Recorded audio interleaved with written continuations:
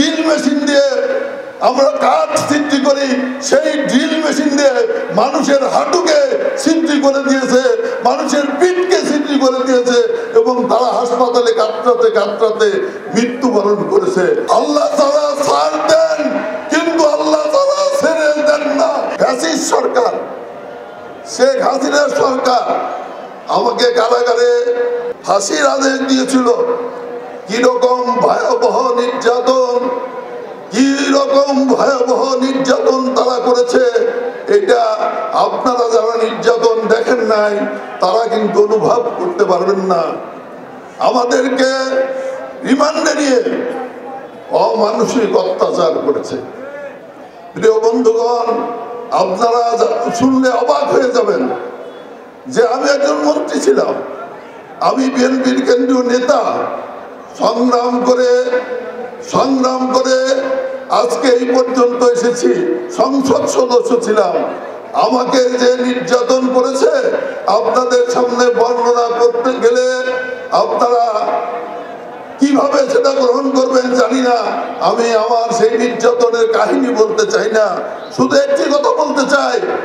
একদিন এমন ভাবে আমাকে নির্যাতন করা হয়েছিল, সারা রাত্রি, পরের দিন সকালে কোর্টে অর্ধমৃত অবস্থায় আমাকে চালান করা হয়েছিল। অর্ধমৃত অবস্থায় কোর্টের বারান্দায় পড়েছিলাম। ম্যাজিস্ট্রেট আমাকে দেখে সেই দিন আবার রিমান্ডে চেয়েছিল, রিমান্ড না দিয়ে আমাকে জেলখানায় পাঠিয়েছিল।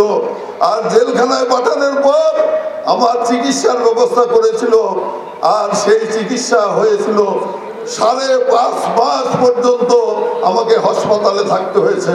তাহলে অনুভব করেন যে কি পরিমাণ নির্যাতন করা হয়েছিল। প্রিয় বন্ধুরা আমার, আমি আরো নির্যাতন দেখেছি।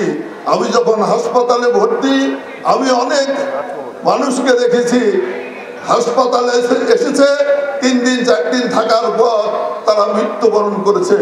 আপনারা কল্পনা করতে পারেন যে ড্রিল মেশিন দিয়ে আমরা কাঠ ছিদ্র করি, সেই ড্রিল মেশিন দিয়ে মানুষের হাঁটুকে ছিদ্র করে দিয়েছে, মানুষের পিঠকে ছিদ্র করে দিয়েছে এবং তারা হাসপাতালে কাতরাতে কাতরাতে মৃত্যুবরণ করেছে। তাহলে উপলব্ধি করতে পারেন কি ফ্যাসিস্ট সরকার ছিল। আমার সাথেই আমাদের অনেক মাওলানা ছিল। মাওলানা সালাম এই 21 আগস্ট গ্রেনেড হামলার সময় তিনি পাসপোর্ট নিয়ে পাকিস্তানে ছিলেন, এখানে ছিলেন না। এখানে ছিলেন আব্দুল হাই সাহেব, আমাদের সাথে ছিলেন।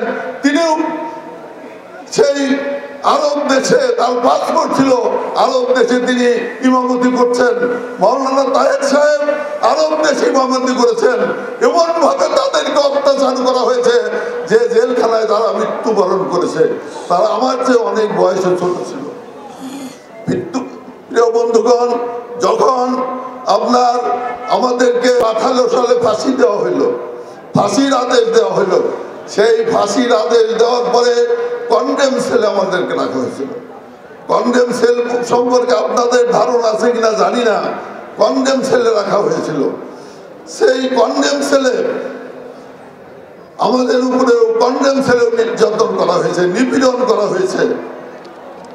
দীর্ঘ 6 বছর এক দিন রাত্রে দেখেছি আমার পাশের রুম, তার পাশের রুম থেকে মানুষকে নিয়ে ফাঁসির কাস্টে ঝুলানো হচ্ছে। তখন আমাদের অন্তরটা কেমন করেছে আপনারা নিজেরা উপলব্ধি করেন। প্রিয় বন্ধুগণ, এইভাবে নির্যাতন করতে করতে 20 সাল থেকে 24 সালে সরকার পতনের আগ পর্যন্ত আমার পরিবারের সাথে পর্যন্ত একটি লোককেও দেখা করতে দেওয়া হয় নাই। কাজেই এই নির্যাতন একের পর এক, যদি আমি 22 দিন 25 দিন রিমান্ডে ছিলাম, প্রত্যেক দিনের নির্যাতনের কথা যদি আপনাদেরকে বলি আপনাদের লোম শিহরি উঠবে, গা শিহরি উঠবে। সময় নাই, আমি বলতে চাই না। শুধু এই কথাই বলতে চাই, পরম করুণাময় আল্লাহ তাআলা অত্যাচারীদেরকে কোনোদিন ক্ষমা করে নাই। এই শেখ